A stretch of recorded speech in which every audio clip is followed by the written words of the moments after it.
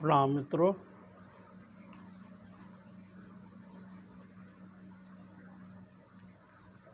ब्रह्मज्ञानी का जीवन लीला होता है।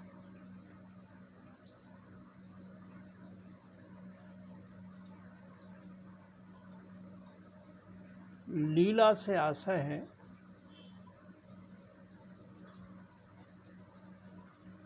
कि एक खेल होता है।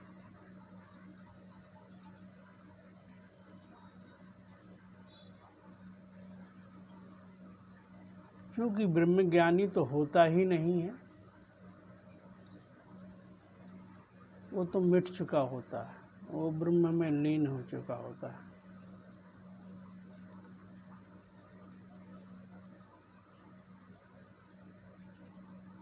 तो परमात्मा होता है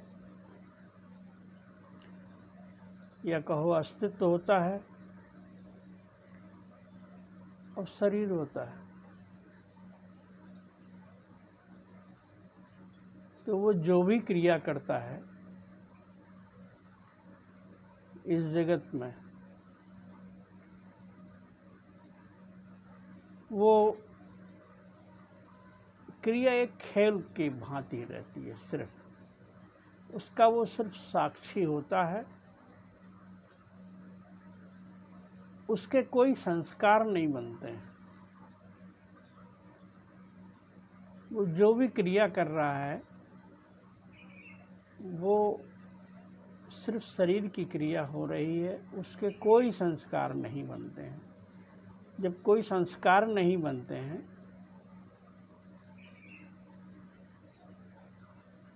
तो उसका ये शरीर जब समाप्त होता है तो वो संस्कार उस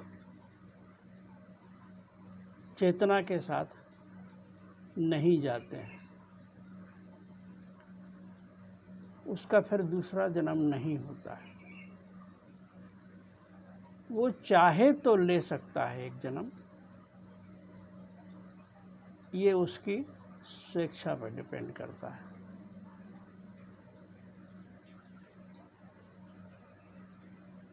लीला से आशय आपको समझाएं कि जैसे बच्चे होते हैं, आपने बच्चों को देखा होगा कि वो खेल रहे हैं, कोई भी खेल खेल रहे हैं, और अगर उनके खेल में आपने बाधा डाली तो लड़ जाएंगे, क्रोध आ जाएगा, रोएंगे, गुस्सा हो जाएंगे। इतने लीन होते हैं उस कार्य खेल में। मान लीजिए वो रेत के नदी किनारे या समुद्र के किनारे रेत में घर बना रहे हैं और उनके आसपास आप ने कोई हलचल की, कुछ निकले भी तो उन्हें बड़ी दिक्कत होगी। वो हटा देंगे आपको वहाँ से, आपको कहेंगे ये मेरा घर है, यहाँ आप मत आइए, ये करिए। इतना उनको उससे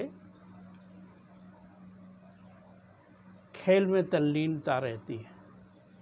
और जैसे ही वो खेल पूरा हो गया उनका, वो खुद उसमें लात मार देंगे और उसको मिटा देंगे और मस्ती से उसको छोड़ चले जाएंगे।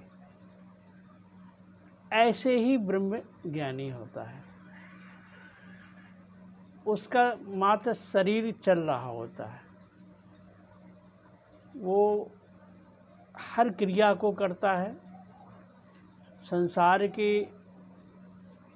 साथ ही जीता है, संसार की हर क्रिया को करता है, लेकिन क्रिया करते हुए वो अलिप्त होता है। उससे उसका कोई संबंध नहीं होता है, वो सिर्फ साक्षी मात्र होता है। तो वो क्रिया एक खेल की भांति होती है। और जैसे ही ये शरीर का कार्य पूरा हो गया तो इस शरीर को वो हंसते हुए, मस्ती से, आनंद के साथ, जागा हुआ इस शरीर को छोड़ देता है। जागा हुआ छोड़ता है, इसलिए उसका फिर दूसरा जन्म भी नहीं होता है। आम आदमी क्या होता है जब मरता है, तो वो मरने के पहले बेहोश हो जाता है और उसके साथ उसके संस्कार चले जाते हैं, जो जीवन में उसने इकट्ठा किया है विचारों में, वो उसके साथ चले जाते हैं। उसके कारण से उसको फिर दूसरा जन्म लेना पड़ता है।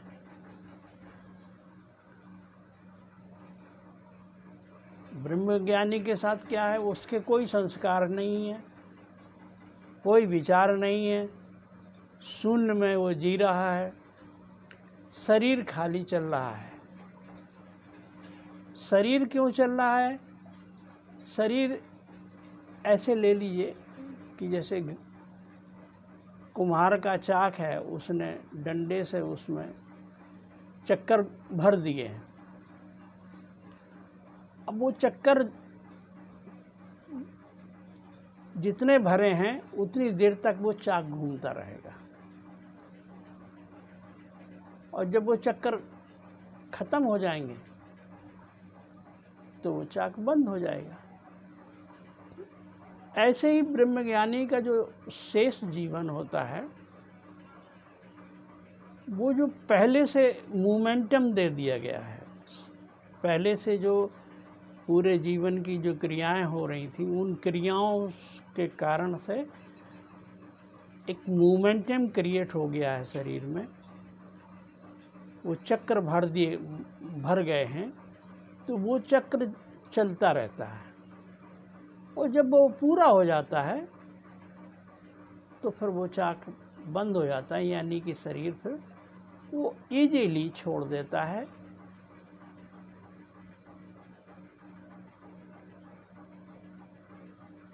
जागा हुआ छोड़ता है, होश पूर्वक छोड़ता है उसको। तो जो ब्रह्मलीन व्यक्ति है, उसका जो शेष जीवन होता है, वो एक सिर्फ खेल रहता है, लीला रहता है। इसलिए हमने कृष्ण के जीवन को लीला कहा है, कृष्ण की लीला कहा है। भगवान राम के जीवन को राम लीला कहा है। फिर इनका जो जीवन होता है, वो एक खेल मात्र, एक लीला मात्र रहता है, अलिप्त होते हैं वो। तुमको देखने में लगेगा आम व्यक्ति की तरह ही वो चल रहे हैं, खाना खा रहे हैं, उठ रहे हैं, बैठ रहे हैं, हर क्रिया कर रहे हैं, आपसे बात भी कर रहे हैं, आपके संबंधों को भी निभा रहे हैं, पत्नी का, पति का, समाज का।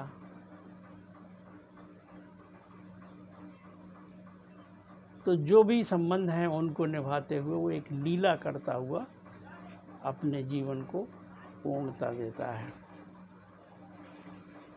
क्योंकि वो सिर्फ साक्षी मात्र होता है।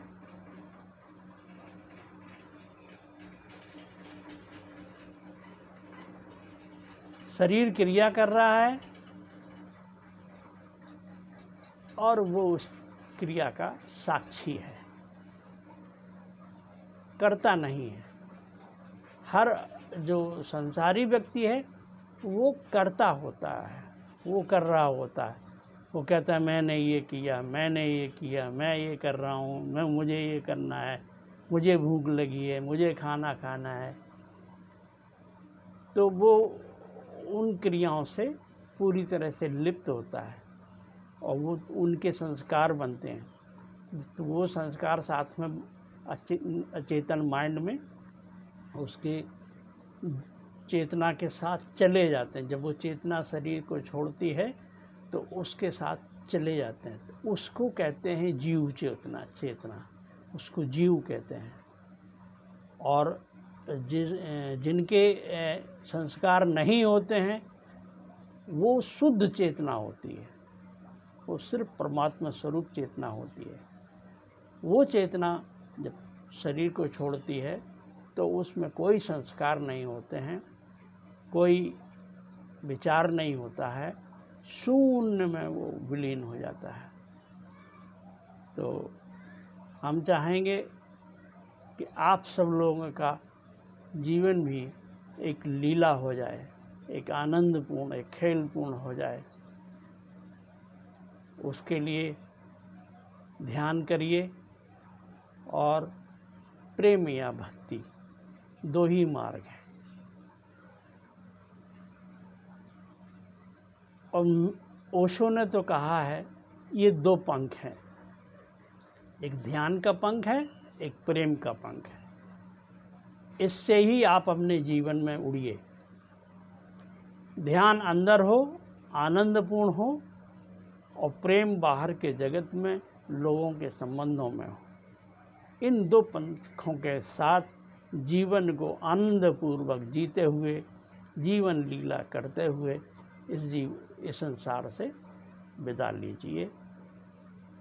वही सच्चा जीवन है। तब तक आपका जीवन दुखमय, पीड़ामय, रोते हुए ही बीतेगा। तो आनंद से अगर जीना है तो ध्यान और प्रेम को अपनाइए, सहज हो जाइए, सरल हो जाइए, क्योंकि परमात्मा तो तुम हो ही। आनंद तो तुम लेके पैदा हुए हो, दुख तो आपने अर्जित कर लिया है। दुख आपका बनाया हुआ है, आपने अर्जन किया है। आपकी जीवन शैली गलत है, आपने गलत ढंग से उसको जिया है। इसके कारण से दुख प्रकट हो रहा है। अगर सही तरीके से जीवन जिएंगे, सहज जीवन जिएंगे, जो वो कर रहा है उसके करने में राजी रहेंगे। जैसे कि नदी बह रही है और आप उसमें बह रहे हैं, तैर नहीं रहे हैं, बह रहे हैं। नदी में जैसे नाव पड़ी हुई है, कोई चलाने वाला नहीं है, कोई चप्पू नहीं है, बस नाव बहती चली जा रही है जहाँ नदी ले जाए। ऐसे ही जीवन की नदी है, इसमें हम जी रहे हैं, वो फिर जीवन जहाँ ले जाए।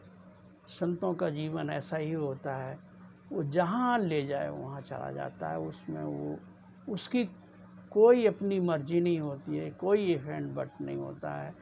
जो आता है उसको परमात्मा का प्रसाद, परमात्मा की कर्म लीला का हो, तो उसको करता हुआ अपना जीवन व्यतीत करता है। तो आप लोगों ने मेरी बातों को इतने ध्यानपूर्वक सुना।